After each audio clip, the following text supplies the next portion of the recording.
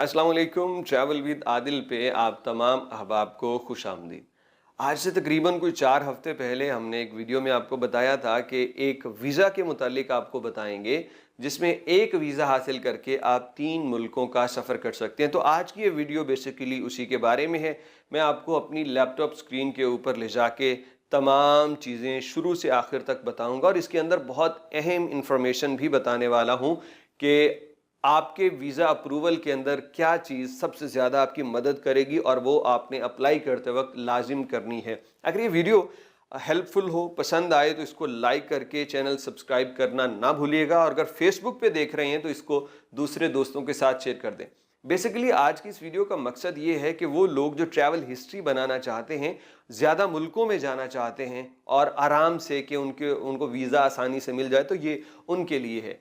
तो आज हम जो आपको तरीका बताने वाले हैं ये है अफ्रीका का, ईस्ट अफ्रीका का वीज़ा आज हम अप्लाई करेंगे, जिस एक वीज़ा के ऊपर आप जा सकते हैं कीनिया, युगांडा और रवांडा में। ये 3 मुल्क एक वीज़े पे हो जाएंगे। इसकी फ़ीस आपको बताते हैं, तरीक़ाकार क्या होगा। मैंने 2 वीज़ा हासिल किए, एक मेरा और एक मेरे दोस्त का। मैं जितनी ट्रैवलिंग कर चुका हूँ वो आपके सामने है। पिछले 1.5 साल से यही काम चल रहा है। और एक दोस्त हैं जिनका फ्रेश पासपोर्ट तकरीबन फ्रेश था, 2 मुल्क सिर्फ किए थे, सऊदी अरब और दुबई। तो उनका भी वीज़ा हो गया और दोनों पे एक जैसे एतराज़ात आए और उन एतराज़ात को कैसे दूर किया मैंने, जो आपके लिए हेल्पफुल होगा, ये सारी बातें बताते हैं। तो बगैर वक्त ज़ाया किए आपको लेके चलते हैं कंप्यूटर स्क्रीन पे। कहीं स्किप ना कीजिएगा, शुरू से आखिर तक पूरी तफसील देख लीजिएगा ताकि आप घर बैठे खुद से अप्लाई करके बड़ी आसानी से अपना ये ईस्ट अफ्रीका का वीज़ा हासिल कर सकें। तो जैसा कि मैंने आपको बताया कि ईस्ट अफ्रीका वीज़ा 3 ममालिक के लिए वैलिड है, तो ये तीनों में से किसी की इमिग्रेशन से भी हासिल किया जा सकता है, कीनिया, रवांडा या युगांडा। बस शर्त यह है कि जिस मुल्क से आप ईस्ट अफ्रीका वीज़ा हासिल करेंगे, सबसे पहले आपको उसी एयरपोर्ट पे लैंड करना होगा। तो मैंने कीनिया से इस वीज़ा को हासिल किया था, तो आपको भी कीनिया का ही बता रहा हूँ। ईस्ट अफ्रीका वीज़ा गूगल में लिखेंगे तो आपके पास ये लिंक आ जाएगा, इसको evisa.go.ka, ये आप ज़रा इसको देख लीजिए और फिर इस पर सिलेक्ट करेंगे तो यहाँ सबसे पहले आते ही आपने अकाउंट क्रिएट करना है। ये ऊपर क्रिएट अकाउंट पे क्लिक करने के बाद यहाँ पासपोर्ट नंबर और तमाम चीज़ें आपने डाल के कंटिन्यू करना है, तो आप लॉगिन हो जाएंगे। अगले पेज पे ईमेल, फ़ोन, फ़ोटो, ये मामूली सी चीज़ें, तो आपने अकाउंट बना लेना है। अब मेरा अकाउंट चूँकि बना हुआ है ऑलरेडी, तो मैं साइन इन करता हूँ और साइन इन के बाद मैं अब पहुंच जाऊंगा उस पेज के ऊपर जहां जाके हमने वीज़ा अप्लाई करना है। तो सिंपली यहां पे लॉगिन कर रहा हूं और ये वो वेलकम कर रहा है मोहम्मद आदिल तनवीर। कंटिन्यू पे क्लिक कर दिया तो अब मैं पोर्टल पे आ जाता हूं। मैंने ऑलरेडी एक वीज़ा यहां पे अप्लाई किया हुआ है और वो वीज़ा जो है मुझे ग्रांटेड हो चुका है, लिहाजा मैं अब नए वीज़े के लिए ई वीज़ा एप्लीकेशन पे क्लिक करूँगा। आपने भी यही करना है, आपने इसको फॉलो करना है और इसकी जितनी भी डिटेल्स हैं वो इस वीडियो के अंदर आपको दिखाता जाऊंगा। आसानी से आप घर बैठे इसको अप्लाई कर सकते हैं। ये कुछ रिक्वायरमेंट्स हैं, पढ़ना चाहें तो पढ़ लें, वरना आगे चल के भी मैं आपको बताता रहूँगा। ये वीज़ा फ़ीस का शेड्यूल है: single entry visa, transit entry visa, courtesy entry visa, east African tourist visa. ये बाकी भी आप पढ़ सकते हैं, लेकिन हमारा चूँकि ईस्ट अफ्रीकन टूरिस्ट वीज़ा है तो इसकी फ़ीस है $101 और ये $3 या $4 और चार्ज करते हैं। मेरे $105 मेरे डेबिट कार्ड से ये डिडक्ट हुए थे और उसके इवज़ मुझे ये ईस्ट अफ्रीकन वीज़ा मिल गया। ये आपको ईमेल के थ्रू वो सेंड कर देते हैं। यहाँ भी आप इसको ले लेते हैं, इसका प्रिंट जहाँ से अप्लाई किया था उसी पेज के ऊपर, तो वो आपको बाद में बताते हैं। बस आपने ईमेल वगैरह दुरुस्त लिखनी है और यहाँ से मैं नेक्स्ट कर दूँगा। अभी मैंने कहीं भी कोई सिलेक्ट नहीं करना, तो मुझे ईस्ट अफ्रीकन वीज़ा चाहिए। इस पेज पे आने के बाद यहाँ पे मैं करूँगा कि अडल्ट, ठीक है, ई वीज़ा एप्लीकेंट कौन है, माइनर है या अडल्ट है, तो अडल्ट कर दिया। अब उसके बाद नेक्स्ट करके इस पेज पे आ जाता हूँ। मैं ये तमाम चीज़ें फिलअप करता हूँ, बहुत आसान है, और उसके बाद अगले पेज पे चलता हूँ। ये तमाम मालूमात फ़र्ज़ी होंगी क्योंकि ये सिर्फ आपको बताने के लिए फ़िलअप कर रहा हूँ। यहाँ पे कौन से बर्रे ख़ित्ते में आप रहते हो, बर्रे आज़म में, तो मैं एशिया रहता हूँ। एप्लीकेंट कंट्री ऑफ रेजिडेंस, कहाँ पे रह रहे हो, तो मैंने बता दिया कि मैं पाकिस्तान में रह रहा हूँ। अब यहाँ पे अपना कोई भी फ़िज़िकल एड्रेस जैसे मैं देता हूँ, फ़ोन नंबर ये आपने बिल्कुल दुरुस्त लिखना अपना 0092, ये मैंने फ़र्ज़ी नंबर लिख दिया। अब कहते हैं सिटी या टाउन, मैं लिख देता हूँ लाहौर, और ईमेल जो है वो मैं लिख देता हूँ। आपने इसमें से कोई भी चीज़ अपनी गलत नहीं लिखनी, ये सारा पाकिस्तान वाला एड्रेस, नंबर, ईमेल, ये सब आपने लिखना है और उसके बाद नेक्स्ट कर देना है। नेक्स्ट में आने के बाद ये देख लीजिए कि मैं ट्रैवल डॉक्यूमेंट्स अब चूज़ करता हूँ कि मैं क्या करूँगा। नेशनल पासपोर्ट मैंने यहाँ पे आपको देना है, तो पासपोर्ट नंबर मैं लिख लेता हूँ KL123456 ये इतने हंस ही होते हैं। पासपोर्ट प्लेस ऑफ इशू मैं लिख देता हूँ जी लाहौर से मुझे इशू हुआ है। और डेट जी ये मैंने डेट ऑफ इशू और एक्सपायरी डेट पासपोर्ट की लिख दी। उसके बाद पासपोर्ट इशूड बाय, तो ये गवर्नमेंट ऑफ पाकिस्तान लिख दूंगा, ठीक है। तो इसके बाद नेक्स्ट पे आने के बाद प्रीवियस विज़िट टू कीनिया, नहीं मैंने पहले कीनिया विज़िट नहीं किया। Are you travelling with a minor, किसी बच्चे के साथ आ रहे हो, नहीं मैं अकेला हूँ। नेक्स्ट करूँगा। कहते हैं टाइप ऑफ वीज़ा, यहाँ पे ये देखिए आपने वीज़ा आप सेलेक्ट करना है, वो जो मैंने आपको बताया था। तो आपने east African tourist visa select करना है, जिसके बाद आप कीनिया, युगांडा और रवांडा 3 मुल्क जा पाएंगे इस एक वीज़ा के ऊपर। ओके, ये इन्होंने बताया कि 3 आप कंट्रीज़ में जा पाएंगे। जब ये आपको वीज़ा मिल जाता है ना, तो फिर आप 3 मुल्कों के अंदर घूमते रहें, एक मुल्क से दूसरे मुल्क आएँ, फिर वापस आएँ, आप घूमते रहें, कोई मसला नहीं। लेकिन जैसे ही आप इन 3 मुल्कों से निकल जाएंगे तो आपका वो वीज़ा ऑटोमेटिकली ख़त्म हो जाएगा। ये लिखा हुआ है, expires automatically if a traveller goes outside of 3 countries. इन 3 मुल्कों में रहते हुए आप जितनी मरतबा मर्ज़ी एक मुल्क से दूसरे मुल्क आते जाते रहें, कोई प्रॉब्लम नहीं होगी। बस जैसे ही आपने 3 मुल्कों को छोड़ा तो फिर ये आपका वीज़ा ख़त्म हो जाएगा। तो हमने कीनिया का सिलेक्ट किया है, तो सबसे पहले मैं कीनिया ही लैंड करूँगा। नेक्स्ट कर रहा हूँ ईस्ट अफ्रीकन को सिलेक्ट करने के बाद। अब ये इस पे काफ़ी सारी डिटेल है, ये सुनते जाइए। सर नेम मैं इधर खालिद कह रहा हूँ। सर नेम जो है ना वो आपका लिखा होता है उसके ऊपर, पासपोर्ट के ऊपर। एप्लीकेशन मटेरियल मैं मैरिड हूँ, चलो ये कुछ सच लिख देना चाहिए। अच्छा जी, डेट ऑफ बर्थ क्या लिखते हैं? ये कहता है जी प्लेस ऑफ बर्थ क्या है, तो मैं फिर लाहौर ही लिख देता हूँ। और आगे पूछ रहा है कंट्री ऑफ बर्थ, तो वो पाकिस्तान है, ये नीचे आ गया शहज़ादा, पाकिस्तान में। और करंट ऑक्यूपेशन क्या है, तो मैं व्लॉगर लिख देता हूँ, वो सच ही है। यूट्यूबर लिख दीजिए, आप कुछ नहीं समझ आती बिज़नेस लिख दीजिए, अपना कोई कारोबार है तो, स्टूडेंट है तो वो लिख दीजिए, कुछ भी लिख दीजिए यहाँ पे जो आप कर रहे हैं, जिसको अगर कोई वो मांग ले आपसे तो फिर आप बता सकें। ये कोई इंपॉर्टेंट नहीं है कि आपने बिल्कुल कोई बड़ा हाई फाई यहाँ पे लिखना है। अब यहाँ पे आपको अहम डिटेल लिखनी है, ठीक है। फादर डिटेल्स, तो फादर ज़िंदा हैं तो अलाइव, नहीं ज़िंदा हैं तो नीचे वाला सेलेक्ट कीजिए। अलाइव पे सेलेक्ट करके, तो मैं वैसे यहाँ पे इसको ये करता हूँ, ठीक है, सिर्फ फादर नेम देना होगा। अगर मैं यहाँ पे करता हूँ ना अलाइव लिख के फादर का नेम और मोबाइल नंबर भी लिखना होगा, तो मेरे लिए वो ज़रा लेंथी है।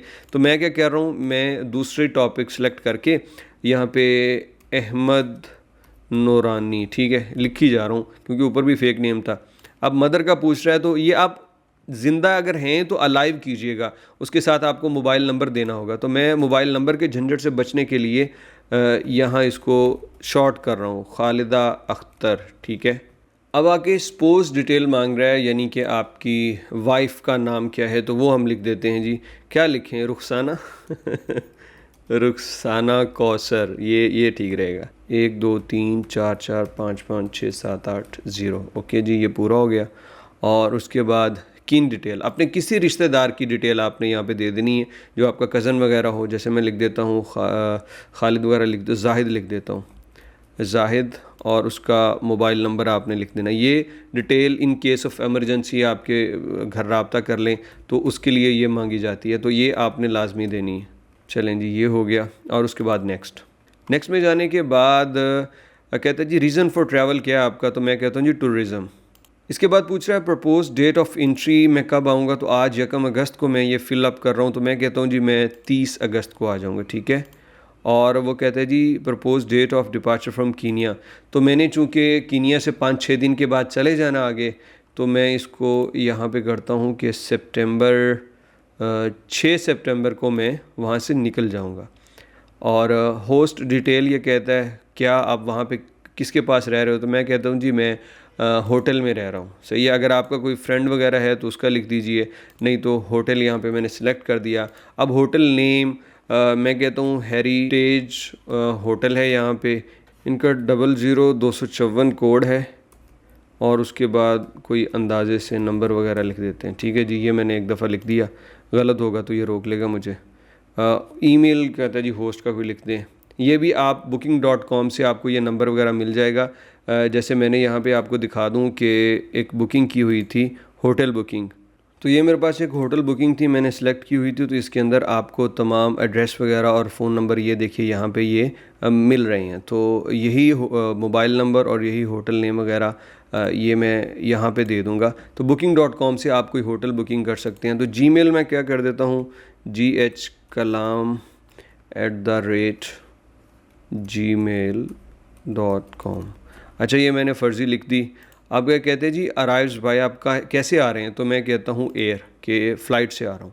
और एंट्री पॉइंट यहाँ पे आपसे पूछ रहे हैं, तो ये जो JKIA नैरोबी है, यही मेन नैरोबी का, कीनिया का जो कैपिटल है नैरोबी, उसका एयरपोर्ट है। तो मैंने यही सिलेक्ट किया था। उसके बाद मैं नेक्स्ट कर रहा हूँ। अच्छा जी, नेक्स्ट हो गया है। और यहाँ पे हमसे पूछ रहा है कि recent visit to other countries in last 3 month, क्या आप किसी 3 महीने में किसी मुल्क गए हैं। तो मैं गया था, मैंने इसकी डिटेल लिखी थी, मैं सिंपली नो कर देता हूँ। अगर आप कहीं नहीं गए 3 महीनों में तो नो कीजिए। अब ये यहाँ पे कह रहा है कि आप अपने आबाई मुल्क में वापस आओगे, तो मैं येस कर रहा हूँ। और ये आगे पूछेगा कि पहले आपको कीनिया में डिनाई किया गया एंट्री के लिए, तो मैं इसको भी नो करता हूँ। इसके बाद पूछता है कि दुनिया के किसी मुल्क में आपको एंट्री से मना किया गया, मैं यहाँ भी नो करूँगा। और इसके बाद ये कहता है कवानीन की कभी खिलाफ वर्जी की है, तो मैं इसको भी नो करके फिर नेक्स्ट कर रहा हूँ। तो ये सारी चीज़ें आपने ऐसे करनी। अब ये बड़ी इम्पोर्टेंट जगह आ गई है, यहाँ पे आपने ध्यान रखना है। अपने सारे डॉक्यूमेंट जो हैं वो आपने भेजने हैं और यहाँ 293 KB से ज़्यादा नहीं होना चाहिए। सबसे पहले रीसेंट पासपोर्ट साइज़ फ़ोटो, अब ये मैं चूज़ करता हूँ, मैंने यहाँ पे रखी हुई हैं। तो ये मैं फ़ोटो इधर अपलोड कर रहा हूँ। ठीक है, फ़ोटो इधर अपलोड हो चुकी है। 293 KB से ज़्यादा की होगी तो नहीं अपलोड होगी। पासपोर्ट कापी, फ्रंट कवर और जो दूसरा जहाँ पे आपका दस्तखत होता है, वो दोनों आपने अटैच करने हैं। तो पहला कवर मैं यहाँ अटैच कर रहा हूँ और जो दूसरा है वो फ़ाइल मैं अगले सेक्शन में अटैच कर रहा हूँ। ये दोनों अटैच हो गई। अब ये कहता है होटल रिज़र्वेशन, जो आपने होटल बुकिंग की है, तो ये देखिए ये मेरा होटल बुकिंग था, ये मैंने यहाँ पे लगा दी। और इसके बाद ये कहते हैं अपलोड एडिशनल डॉक्यूमेंट। अच्छा, यहाँ पे आप अपना ID कार्ड वगैरह भी लगा सकते हैं, ज़रूरी नहीं है, लेकिन यहाँ पे आपने ट्रैवल आइटनरी जो है अपनी वो लगानी है, वो लाजिम लगानी है। यानी मैंने इसको पहले इसको बगैर अपलोड किया था, तो मुझे उन्होंने ऑब्जेक्शन लगा दिया कि आप ट्रैवल आइटनरी दीजिए कि आप कीनिया में कहाँ से कैसे आएंगे और क्या क्या करना है। तो मैं ये चूज़ फाइल करता हूँ यहाँ पे, और ये देखिए यहाँ पे ये मैंने एक आइटनरी बना रखी थी। अब इसको मैं ज़रा आपको ओपन करके दिखा देता हूँ कि मैंने इसके अंदर क्या कुछ लिखा था।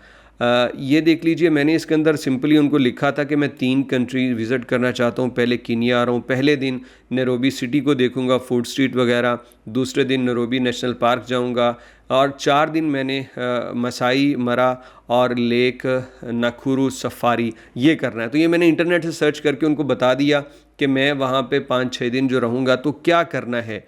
तो ये एक आपको ट्रैवल प्लान बताना होता है, तो वो आप बना के इस तरह लिख के जहाँ ज़रूर अटैच कीजिएगा, फिर आपका जो वीज़ा है फ़ौरन से एक्सेप्ट हो जाएगा। अब ये सारी चीज़ें होगी, मैं नेक्स्ट कर रहा हूँ। नेक्स्ट करने के बाद ये अपनी तमाम चीज़ें जो मैंने लिखी हैं पीछे वो दे रहा और कह रहा है कि अगर आप इसको ज़रा कंफर्म कर लीजिए ये सारी चीज़ें दुरुस्त हैं, तो ये आपने तसल्ली से देख लेनी, कोई चीज़ यहाँ पे गलत ना हो, और यहाँ पे ओके कर देना है कि मैंने ये पढ़ लिया, ये बिल्कुल ठीक है। अब प्रीव्यू पे जाना है और ये देख लीजिए ये सारा फिर एडिट की ऑप्शन आ रही है कि यहाँ पे कोई चीज़ आपकी गलत ना हो। सबसे स्क्रॉल डाउन करते हुए मैंने कंप्लीट पे आ जाना है। ठीक है, कंप्लीट पे आ जाने के बाद हम जनाब फ़ाइनल कर रहे हैं और हमने यहाँ पे फ़ीस पे करनी है। तो फ़ीस पे करने का तरीका बड़ा ही आसान है। आप अपने यहाँ पे सिलेक्ट करेंगे डेबिट कार्ड, तो ये मैंने सिलेक्ट कर दिया। अब उसके बाद यहाँ पे कार्ड का नंबर लिखिए, उसके पीछे जो 3 हिस्से हैं वो लिखिए, और ये मंथ, ईयर, एक्सपायरी डेट वगैरह लिख के आप यहीं पे इसको सबमिट करके पे कर लेंगे तो आपका ये वीज़ा चला जाएगा। ये टोटल $105.05 आपके डिटेक्ट होंगे कार्ड से और आपको ये वीज़ा जारी कर दिया जाएगा। ये बात याद रखिएगा कि ये जो पैसे हैं ये नॉन रिफ़ंडेबल हैं। अगर वीज़ा आपको ग्रांटेड नहीं होता तो फिर आप उसके बाद वो पैसे वापस नहीं ले पाएंगे। और जब एक दफ़ा आप इसको बैक कर लेंगे और सबमिट कर लेंगे तो फिर आप इंतज़ार करेंगे, आपको ईमेल के ऊपर जाके बता दिया जाएगा कि आपके वीज़े का क्या स्टेटस है और प्रोसेसिंग में है या जारी हो चुका है। तो ये था कीनिया से वीज़ा हासिल करने का तरीक़ाकार। उम्मीद करता हूँ कि कीनिया का वीज़ा आप बहुत आसानी से हासिल कर पाएंगे। वीडियो पसंद आए तो लाइक ज़रूर कीजिएगा और दूसरे दोस्तों के साथ भी शेयर कर दीजिएगा।